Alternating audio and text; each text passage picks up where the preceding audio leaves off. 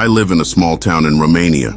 My retired neighbor, let's call him Pavel, used to be a high school history teacher back in the days. He told me a story about one of his trips in the woods back in the 80s before the fall of the communist regime. I've recorded it and told him that we should upload it somewhere. He agreed, as long as I won't give his identity away. So, with the exception of some names that I've changed, I wrote down an exact transcript of his story. My neighbor's story, transcript. Back in 1988, I was living in Brasov. I understand that some people might not be too familiar with our region, so I'll make it clear. It's a small city in southeastern Transylvania, in the Carpathians. It's only a short trip away from the Bran Castle. Many tourists may know it as Dracula's Castle. A beautiful place with a lot of history. Our teacher told us a lot about it. We were planning to visit it together sometime, but we ended up doing something different. That year, on December 30th, some of my ex-classmates and I went for a 3-day trip in the woods. We were celebrating the 10 years that passed since we graduated high school. We were brought together by Mr. Dima, our history teacher. He didn't have any family, so he was very fond of his students, and he always dedicated most of his time to teaching. Plenty of teachers back then were pretty rough, but he was different. He was like a bigger brother to us. He knew how to turn any piece of history into an amazing story, and he'd always know what to say whenever any of us was troubled. So, we were all very excited to celebrate the new year by throwing a big party somewhere remote with our favorite mentor. There were 7 of us. Mr. Dima, of course, our big brother, who arranged everything. Then there were Vladimir, Paul, David, Emma, and Diana. Vladimir was the troublemaker that was usually the ringleader behind most of our shenanigans. Ironic to think that he became a prison guard. Paul and David were the 2 brothers and pranksters in our class. We've spent so many weekends at their place since their dad had a VCR. You know, back in the 80s, plenty of American films were banned or censored, so you had to get your hands on tapes that were smuggled from the West. Not to mention that a VCR back then was so overpriced, it would usually cost as much as a car. Most of us didn't speak English too well, so we used to watch dubbed versions. There was this lady, Irina Margarita Nister, that dubbed a couple thousand movies all by herself. Look her up if you don't believe me. It was so goofy, watching Terminator and hearing her high-pitched voice dubbing Schwarzenegger's lines. But it had a charm of its own, you know. Where were we? Right, Paul and David.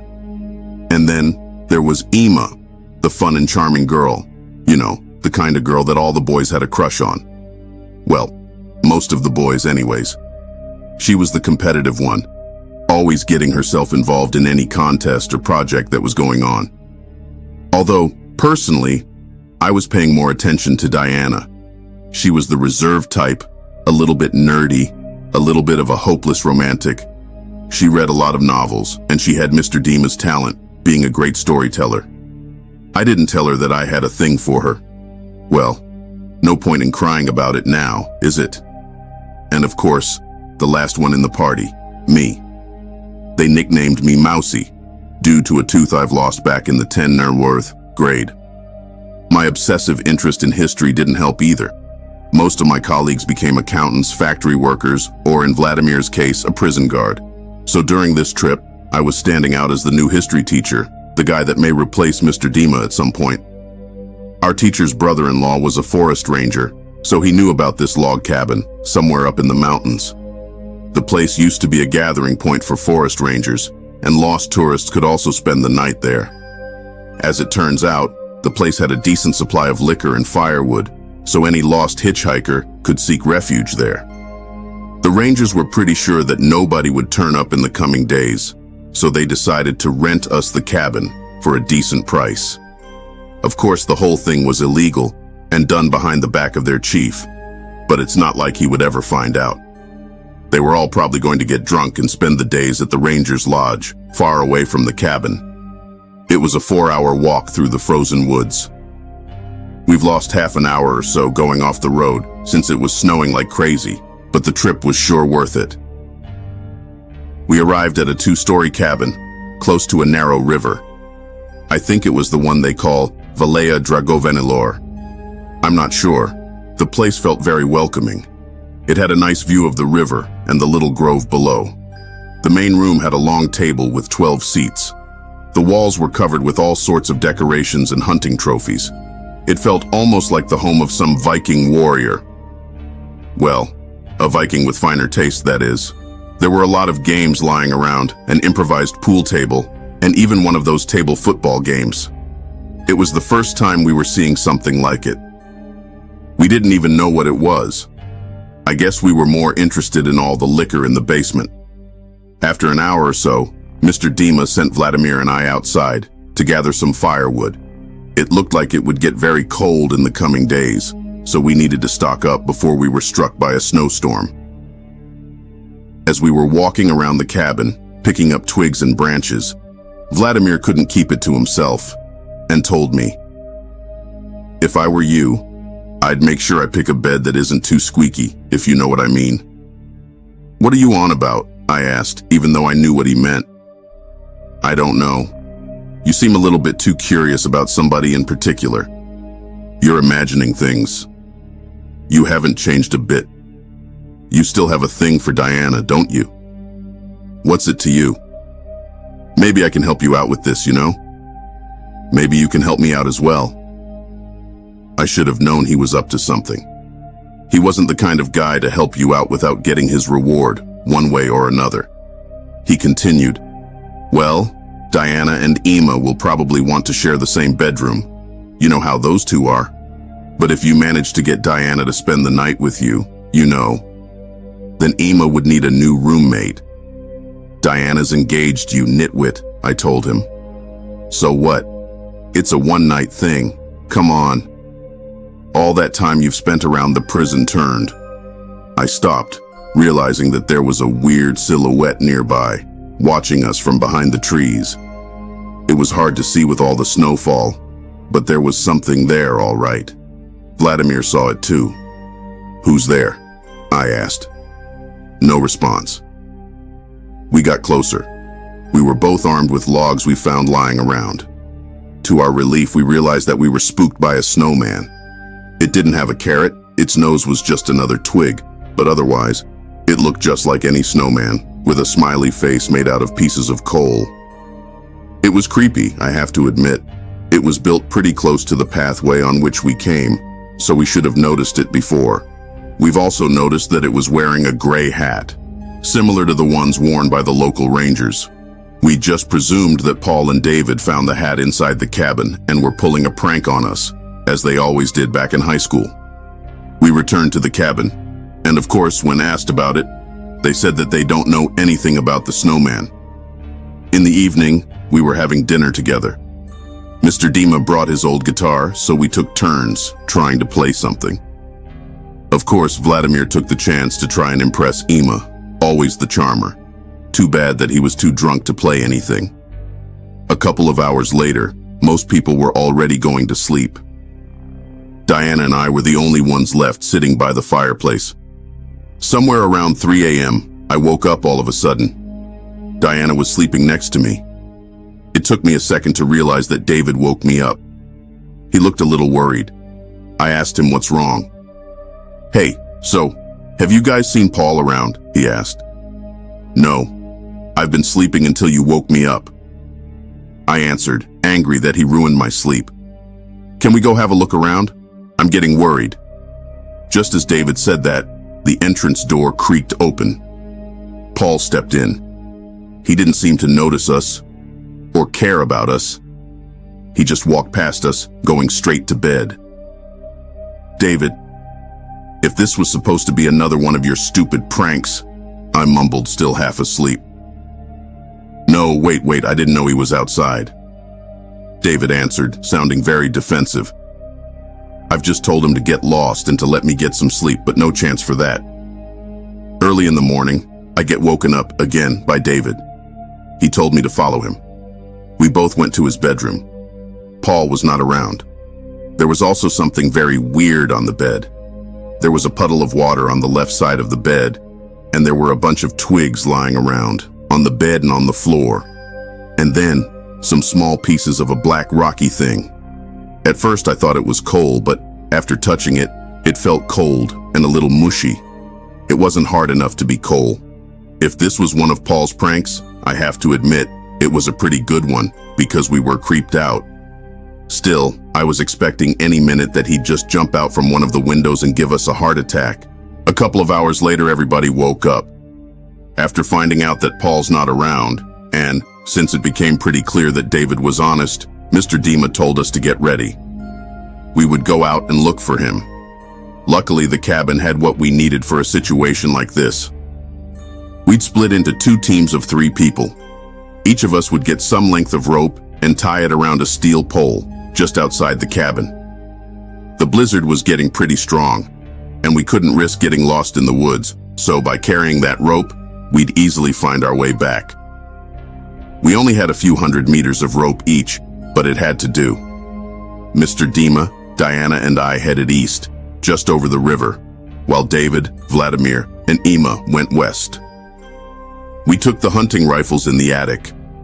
Vladimir had some experience with guns from his training as a prison guard, and Mr. Dima was in the army, so they knew what they were doing. While we were walking around the woods, Diana and I were trying to come up with all sorts of explanations for what happened. At the end of the day, there was still a chance that Paul was screwing with us, but still, we had to look for him. Maybe he was having a hangover and decided to have a walk around the area. We've also considered that Paul might be a sleepwalker and went out there while asleep. He did ignore us when he returned last night after all.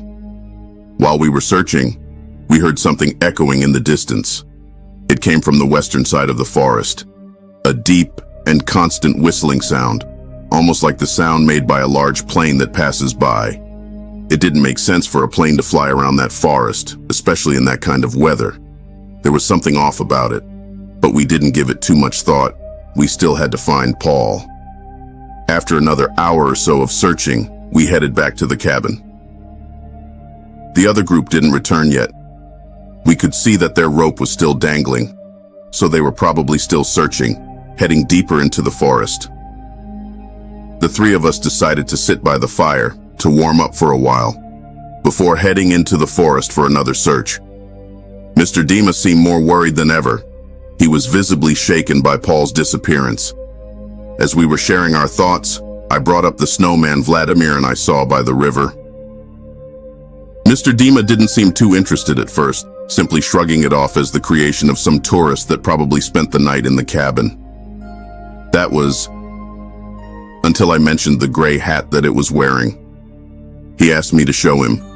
We went all outside and headed south, and after a short walk, we found the snowman, right where we've first seen it. Mr. Dima grabbed the gray hat, cleared it of its snow to inspect it, and after a short while, I could see him growing visibly concerned. "This is Radu's hat," he said, his voice shaking anxiously. "Who?" I asked, even though I had a feeling that I'd better not know. "Radu. He was one of the rangers that was on shift these days. This is his hat.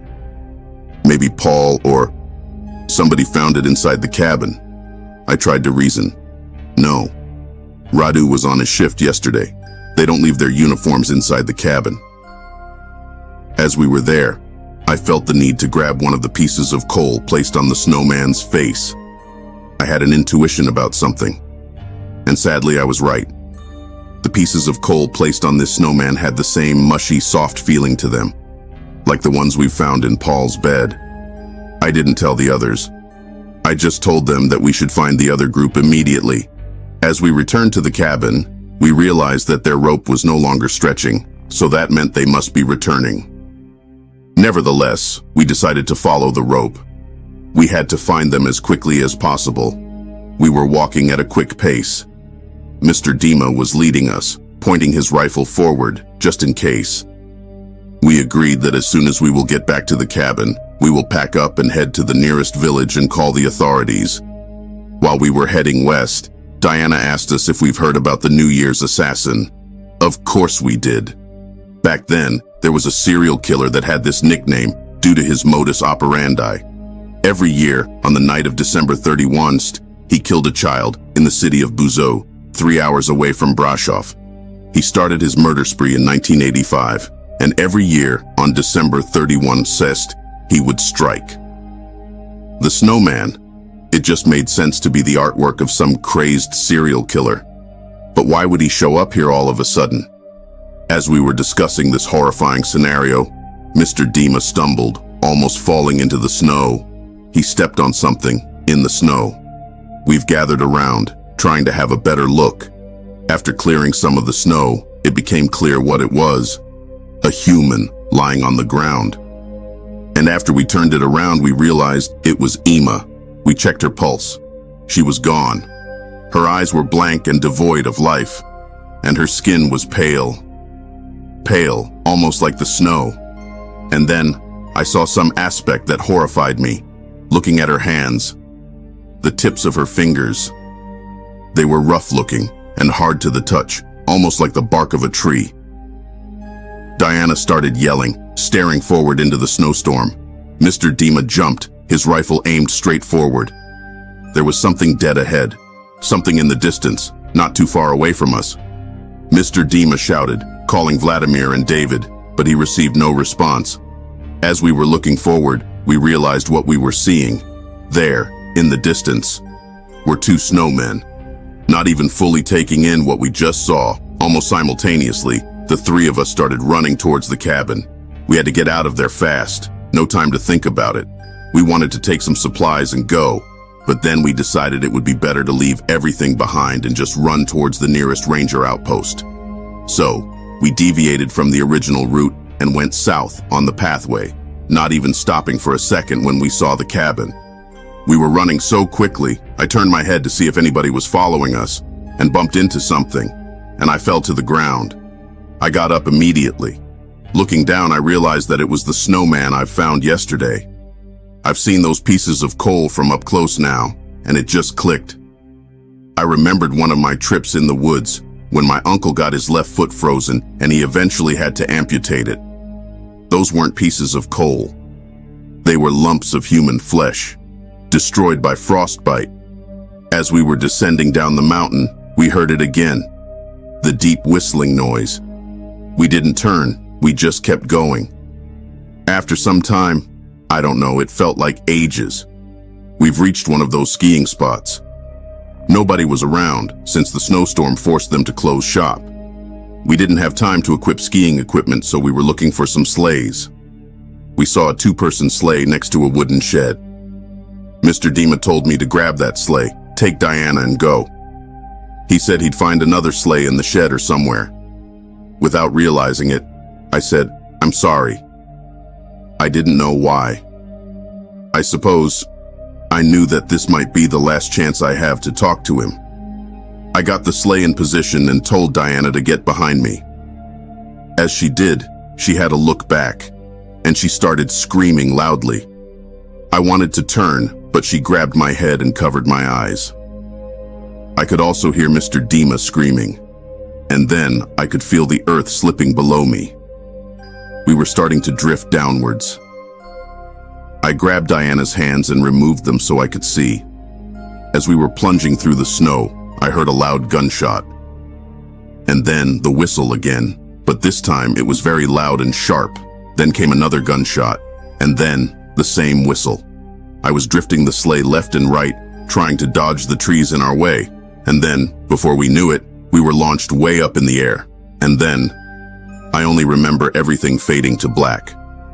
I woke up on January 2, in a hospital room in Brasov. I was told by a medic that Diana and I suffered both head traumas. We were out cold for a couple of days. We told the police what happened, although I doubt they took us very seriously. In fact, I was worried they might have sent us to the sanatorium if we insisted too much. We were released from the hospital a week later. The police and the rangers combed the forest, but to this day, nobody managed to find our friends. I wish I had an explanation for you, but I don't. I don't understand anything that happened, and I don't have the strength to keep searching for an answer. I can only offer you a piece of advice. If you ever see snowmen in the forest, it would be better to leave immediately. There would be one more thing. A few months after this terrible incident, Diana told me that the head trauma might have been a blessing in disguise for her. It made her forget some of the things she saw. She showed me a drawing of what she saw in the forest that day. You can describe it, but I ask you that you never show it to anyone. Please, the drawing. My neighbor handed me a piece of paper covered in pencil sketches. As requested, I won't post it here, but I will describe it. The figure in the drawing has a humanoid form, an approximate humanoid form, although it is rather emaciated, slim, and tall. 2 arms that are elongated and thin are stretching all the way down to the ground. The torso looks bulkier, and by the look of it, appears to be a mix of snow and tree branches. Overall, the legs and the arms appear somewhat interrupted, as if pieces of twigs and tree branches are floating around the torso, or they are mixed with snow and ice. And on top of the monstrosity, there is a head. It resembles the head of a woman, except some of its features appear upside down. The mouth appears to be above the eyeballs, which are 2 perfect white circles. And the hair is curly, unkempt, and raised all the way up. And all over its skin, on its arms, legs, torso, and head, the figure appears to be covered in small black circular shapes, like small blobs or moles.